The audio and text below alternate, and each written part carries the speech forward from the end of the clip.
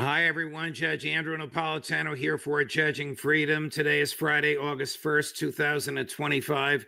Welcome to this special edition of Judging Freedom with my dear friend and colleague, Scott Ritter. Scott, thank you for the double duty this week. There's no better person on the planet for us to turn, literally, for us to turn to explain the dangers, the significance, and the idiocy behind what President Trump ordered today. What did he announce that he did today, and what did he order, and what is the significance of it? What did the president do today? Well, what the president did today is deploy two of the most lethal strategic nuclear assets in the American arsenal, or at least he claims to deploy it. I think we will touch upon this later. Ohio-class submarine launched ballistic missile capable submarines armed with Trident nuclear or solid fuel missiles, each one tipped with multiple thermonuclear warheads. He has said that he has ordered them deployed into the appropriate areas, in response to a Russian tweet from Dmitry Medvedev. This means areas where the submarine's missiles can target Russia.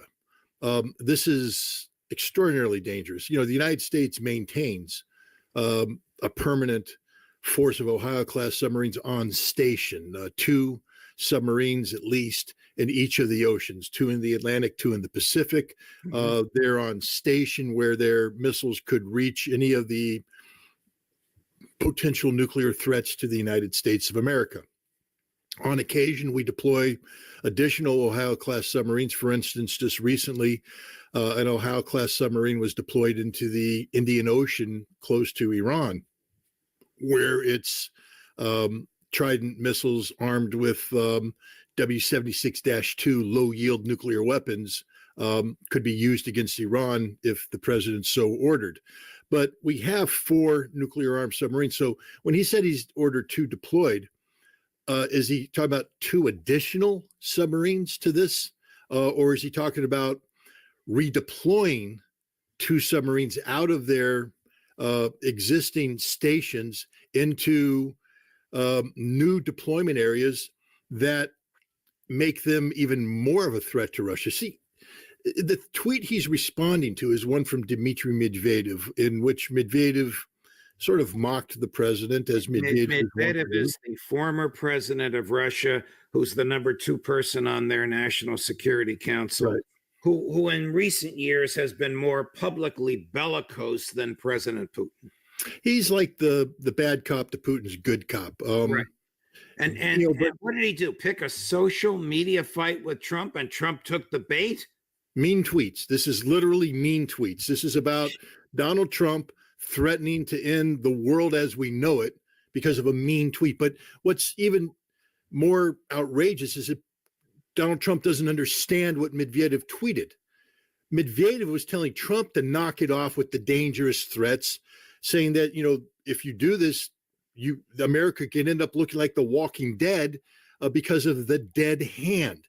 The dead hand is a reference to the perimeter system, which is a defensive system put in place by the Soviet Union back in the 1980s, so that if they are ever struck preemptively by the United States, a first strike, by the way, the tactic to be used in a first strike is to bring Ohio-class submarines close to Russia's shores, fire off their Trident missiles on a flattened trajectory to avoid detection so you can strike the targets quicker, which is what Trump just actually appeared to order the U.S. Navy to do. So the dead hand now becomes a factor, because if Trump is dumb enough to launch an attack against Russia, the dead hand, the perimeter system, will ensure that all of Russia's strategic nuclear forces will be fired against the United States, even if Trump takes out Putin, the National Command Authority, etc. I know this is a fact. When I was a weapons inspector in Vladimir, there was a missile crisis in March of 1990 because the Russians were trying to get 3 missiles out of the factory without us turning on the cargo scan X-ray system. Why? These weren't 3 SS-25 missiles. They don't care if we see those. These were 3 of what they call Sirena. These were modified SS-25s, not to carry nuclear warheads, but to carry the radio equipment that's used to broadcast the codes. They needed to get these missiles out and deployed and ready so that the perimeter system was alive and well and living. The dead hand is only defensive in nature. Trump should feel no threat from this unless he's planning on attacking Russia. This is the insanity. This president doesn't even know what he's doing. And he's responding to a mean tweet from a guy who's been me tweeting for years now. I mean, I think most people, view Dmitry Medvedev's tweets with sort of, humor. Yeah, they hurt sometimes. He's very good at what he does.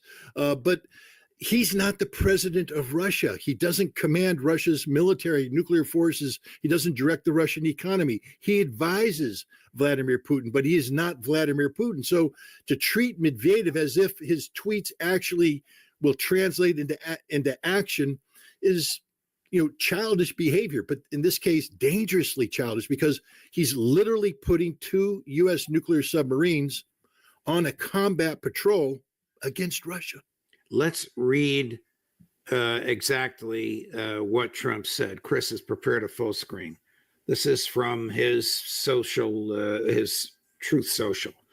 Based on the highly provocative statements of the former president of Russia, Dmitry Medvedev, who is now the deputy chairman of the Security Council of the Russian Federation, I have ordered 2 nuclear submarines to be positioned in the appropriate regions, just in case these foolish and inflammatory statements are more than just that. Words are very important and can often lead to unintended consequences. I hope this will not be one of those instances. Thank you for your attention to this matter! Exclamation point.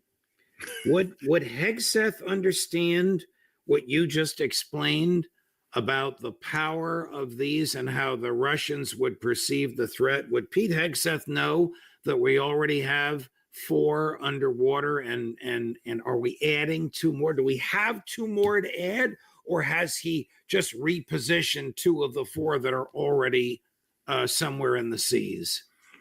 I think we have 14 Ohio-class submarines. I mean, somebody can correct me if I'm wrong, but I think it's 14. And they go through a rotation. First of all, those 4 submarines that are out there, it's a minimum of 4, 2 in each ocean. They go through rotations. And so they'll rotate back to their home port for refitting. The crews have to go out. There are some that are cycling through long-term refueling and refurbishment. So you don't have 14 able to be deployed at any one time. I think you probably have somewhere in the area of, 6 to 9 Ohio-class submarines available for deployment. You'll have the 4 out in the fleet, out in the field. You'll have 2 that are getting ready to come out and replace 2 of the 4. And then you have surge capacity. Like I said, sometimes they send an additional submarine out to the Indian Ocean. Other times they may choose to put 3 submarines in each of the deployment areas, depending on what the world situation is. But this is a standard operating procedure, something that Pete Hegseth should be cognizant of now that he's the Secretary of Defense. He should have been briefed on this by the Commanding General of Strategic Command, whose job it is to run these submarines. The other thing that we never announced the movement Ohio-class submarines. I was just going to ask you, what is to be gained by making an announcement like this? Is he just trying to cause Putin sleepless nights? Well, I don't think Putin's going to cause sleep. But to make this announcement, first of all, it's foolish because all you're doing is giving credence to the legitimacy of the dead hand. I mean, the dead hand, again, only exists and only becomes viable if the United States launches a preemptive nuclear strike against Russia.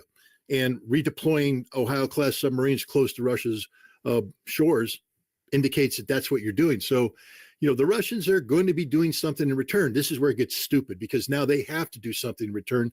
Hopefully they don't announce it and make a big deal of it, but they do it in a way that we detect it and we know what they've done.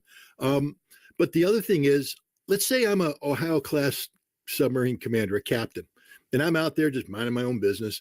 And all of a sudden, I'm told that the president is redirecting my submarine to a new deployment area, maybe even telling me to target my warheads. I mean, we don't know. All the warheads should have been detargeted a long time ago because we don't want inadvertent launch. But what did the president now say? Not only are we redeploying them, but you're now going to have a Russian city targeted to each one of these warheads. Who knows what's going through this man's head? But the president did this publicly. So now I'm the Russians. And I go, okay, guys, start looking for an Ohio-class submarine moving, because when an Ohio-class submarine's on station, it's sitting at the bottom of the damn ocean and it ain't moving. It's avoiding detection altogether. You don't want to be moving this submarine because it can become detected. Now, if I'm the Russians, I'm looking for this thing. The Russians have some very good submarines. And if they locate it and trail it, now they'll follow it to its new deployment area. And if it makes a threatening move, the Russians will sink it immediately. I mean, this is how dangerous this is. He has put the lives of 19-year-old sailors at risk, as well as everybody on these subs. Oh, yeah. There's not too many 19-year-olds on that submarine because nuclear submarines require people with that have to go through some good training. But you got some 20, 21-year-olds. You got a lot of 30-year-olds. You got a lot of 40-year-old men with families and kids. This is insanity. These are America's, most capable warriors. Who we never want to think. We don't ever want these guys to go into combat. They're there for nuclear deterrence. They're there to deter an enemy from carrying out an attack against the United States. Now the president has put them in a place where they're not doing deterrence, but they have now become the perceived aggressors. This is insanity in the extreme. Pete Hegseth should be advised. The chairman of the Joint Chiefs should be screaming his head off. I mean, every J.D. Vance should be saying, Mr. President, no. But what we get, Lindsey Graham, the perfume princess out there having an orgasmic response to the president's toughness, telling his friends, the Russian people. Lindsey Graham isn't friends with anybody in Russia. I can tell you nobody in Russia is friends with Lindsey Graham. But, this is ridiculous. I apologize for the sexual reference there. That was inappropriate. But, you just take a look at the way this man's responding to this dangerous absurdity on the part of the president. It's idiotic. This is going to raise your blood pressure even more. Rather than cautioning the president, my former Fox News colleague, who now runs the Pentagon, has reposted on his own X account President Trump's nuclear post that I just read to you. There it is. On Pete Hegseth's official account, he reposted what Donald Trump said. So these guys are enablers, Scott. But I got to ask you something that I think is going to make this worse. Is it true that within the past several weeks, the United States delivered nuclear armaments to Great Britain? And if so, what did we send there? Well, it appears to be true. I mean, I can't confirm it, meaning I haven't seen the deployment order and I haven't seen the miss, but I've read the media reports and all indications are that we have delivered B-6112 gravity bombs. These are basically it's the same weapon system that we have deployed throughout NATO, part of the NATO nuclear deterrence. We've now deployed these to Great Britain, to air bases there, which means that we now have a nuclear deterrence outside of the NATO hierarchy. That's what's interesting here, because in order for Great Britain to receive American nuclear weapons under the NATO umbrella, you have to invoke the NATO Nuclear Advisory Council and all this. There has to be discussion and things of this nature. This is a unilateral deployment of the United States to Great Britain, which implies that this is about the United States and Great Britain posturing as opposed to the United States strengthening NATO's nuclear deterrence. This is at a time when Great Britain just did the Northwoods Declaration with France, where they've combined the nuclear doctrines of France and Great Britain as an independent outside of NATO nuclear capability. This is when Great Britain has extended its nuclear umbrella into Poland, and now the United States is attaching its nuclear force to the British. I mean, we are literally, people look at all this stuff and they're like, oh, that's not a big deal. Let's not blow this out of proportion. If you go back and read Barbara Tuchman's fantastic book, The Guns of August, it's about the lead up to August 1914, the beginning of World War I, especially in the month of July, all the things that were happening, the people went, yeah, but it's just mobilization. Yeah, we're just doing this. No, there'll never be a war. Nobody wants a war. And then boom, World War I. Right now, moves are being made right now that if they're not stopped and reversed, are going to lead to a general nuclear exchange between the United States and Russia. This is the direction we're heading. And I want to remind your audience that the CIA said last year there's a greater than 50% chance that there will be a nuclear war between the United States and Russia during the last months of the Biden administration. What the Biden administration was doing, as provocative as it was, pales in comparison to what this administration is doing. We're above 50% right now, Judge. We're heading into extraordinarily dangerous territory. What do you think is going on in the Kremlin as we speak as a result of all of this? Dismay. I mean, first of all, the Kremlin right now, I believe, is, trying to bring an end to the Ukraine conflict without creating an even greater conflict. And so this is always a delicate diplomatic balancing game. And then you have this president making threats. I mean, we still have the August 8th deadline coming up. The 10 days expires. What's going to happen on August 8th? Steve Witkoff flying to Moscow to meet with his Russian counterparts. Are threats going to be issued? And now, in that environment where we're supposed to be actually trying to calm each other down, the president deploys 2 nuclear submarines, in response to a mean tweet from Dmitry Medvedev. The good news here, and I know I'm going to get in trouble here from people, but thank God there's one mature, responsible adult in the room, and that's Vladimir Putin. Is he perfect? No. Does he walk on water? No. But I'll tell you what, he doesn't do any of the garbage that Trump's doing. And I believe Putin will do that which is necessary to ensure Russia's security interests without being provocative. If you saw his discussion today about Ukraine, very level-headed, saying the door's open for peace. Don't blame us. It's Ukraine saying they don't want peace. It's the United States that's doing we're ready for it, but there are realistic conditions that have to be met. Trying to just calm things down, lower the temperature. And I think he's going to continue this way. This man is not suicidal. He didn't spend a quarter of a century getting Russia out of the ashes to where Russia is today, this nation where Russians are actually proud of who they are and what they've become. He didn't do all this just to throw it away in a blinding flash of nuclear insanity. And I think that was what was behind Dmitry Medvedev's mean tweet. What he was telling the president of the United States is, calm down. Take a chill pill, because the things you're talking about, the way you're talking, can only end with a nuclear apocalypse. And if you think for a moment that you can preemptively strike our leadership because we're not playing the game in Ukraine the way you want to play, we have the dead hand, and the dead hand will take you out. That's not provocative. That's just a statement of fact. And hey, Tulsi, if you're watching, talk to the guy. Brief him on the perimeter system, brief him on the dead hand. And if you need help, call me. I'll come in and back you up. But this guy needs to have some hard facts put on the table in front of him. I don't think he listens to anybody.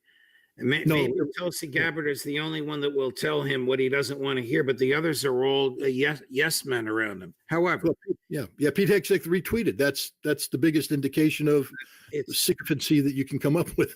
Correct. President Putin did release a statement, very brief, to the point, and manifesting what you said, the adult in the room. All disappointments arise from excessive expectations. In order to have a peaceful resolution, it is necessary to have substantive conversations and not in public. He gets it. He gets it that Donald Trump is just bravado on steroids. Yeah. And well, the other thing is public posturing like this boxes you into a corner. I mean, what is the masculine statement that he's trying to make by deploying these nuclear submarines? Because this is alpha dog territory here. So now that you've done it, do you back away? Do you back off? Do you pretend you didn't do it? Do you admit you were wrong? No. Once you've gone alpha dog mode, you're sitting there with your chest pumped out, hey, I got it, I'll take, so, and then what, is there going to be an additional escalation on this part? President Putin is 100% correct. The place for these discussions is behind the scenes. So you don't box yourself into a corner. Right. So there's room to maneuver. It's diplomacy 101. And, even a simple Marine like me knows this, that sometimes it's best not to go public with things, and you handle it behind closed doors. And then when you finally reach agreement, as difficult as that process might be, you come out and put on a common smiley face, shake hands, and everything's good. The world doesn't need to know what your disagreements are. They only need to know that you actually, worked through them and came to, to an eventual agreement that makes the world a safer place to be. I'll leave you, not leave you, but I'll say this. On July 29th, President Trump, in responding to a question from a task correspondent, talking about the New START Treaty, which is the last strategic nuclear arms agreement in play between the United States and Russia, said that's an agreement that cannot be allowed to expire. It expires on 4 February 2026. That's the most sane thing this man has said. So hopefully there's a modicum of sanity in that brain of his, so that he understands the danger of nuclear weapons. He appears to understand that. The necessity of avoiding an arms race, he appears to understand that. And hopefully we can get through these turbulent times and get on to doing what needs to be done, like extending the New START Treaty. The Russian people are referring to Trump by a certain word. What is that word? Oh dear. It's a word I'm not supposed to use. It's not a foul word, but it's not a nice word. Durak. It means fool. It means idiot. It's not meant in a kind way. And if you call someone a durak, it is a debasing term. It means you're literally an idiot. You're stupid. You're dumber than belief. I used the word today in describing President Trump, and I used the Russian variant because I just happen to believe that the 150 plus million Russians who looked at this, that's probably the first word that came to their mind. Durak. What an idiot. What a fool. Because there's no justification for his actions. There's no legitimate trigger for this. It's as foolish and idiotic as it gets. What is American intel doing now in response to what Trump announced? Well, I mean, what it should be doing right now is monitoring Russian strategic nuclear forces, looking for any alteration in alert status. Counting Russian submarines. The Russians just deployed a brand new submarine, the biggest submarine in the world. It carries 96 nuclear warheads on it.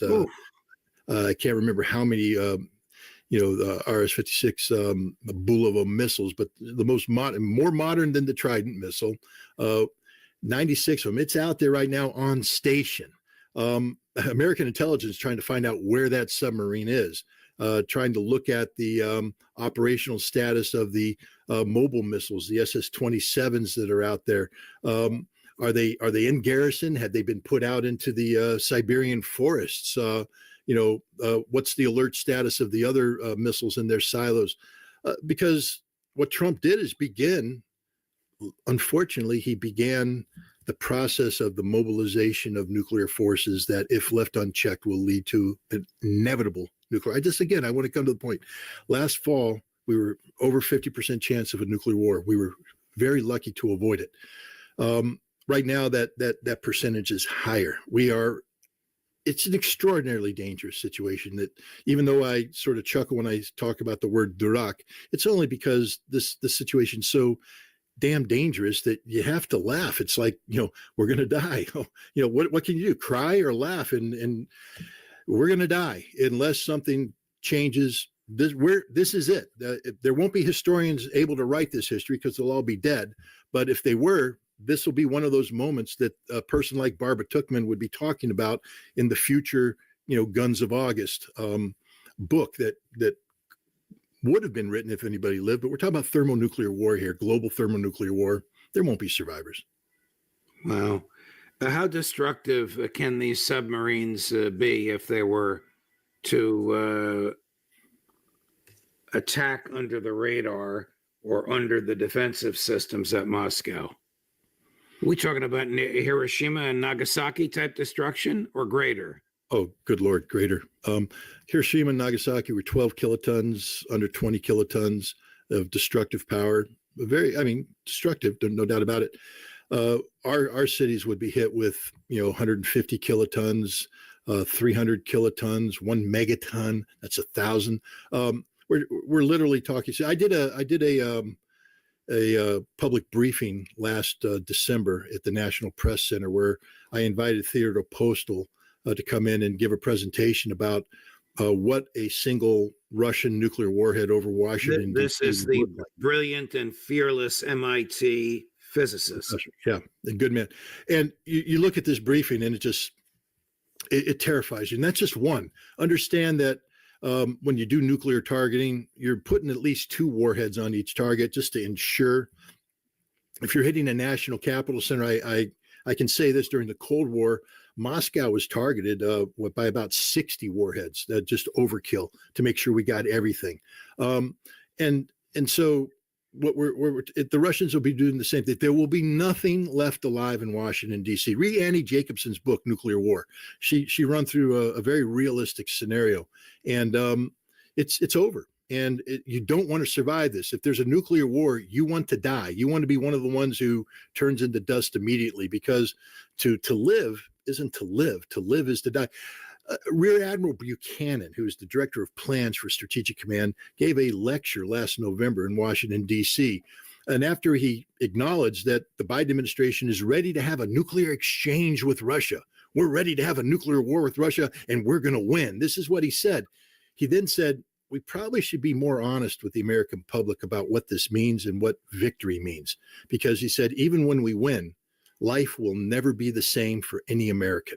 There won't be civil liberties. We'll be living under permanent martial law.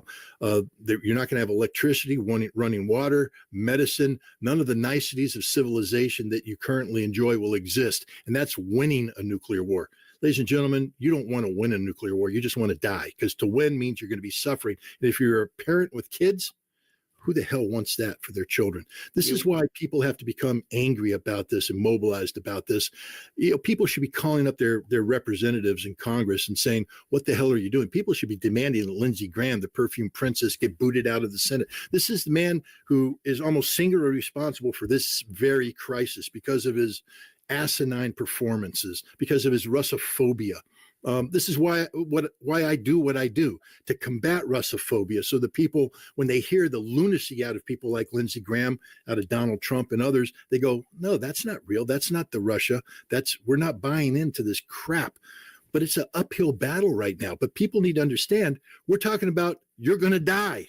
Your kids are going to die. And if they don't die, they're going to suffer like you've never seen people suffer before. No parent wants to see that or experience that. So let's nip this thing in the bud. Let's let Donald Trump, let's let Pete Hegseth, let's let Lindsey Graham and everybody else know that this is not okay. This is not good. You don't deploy 2 Ohio-class nuclear submarines because of a mean tweet.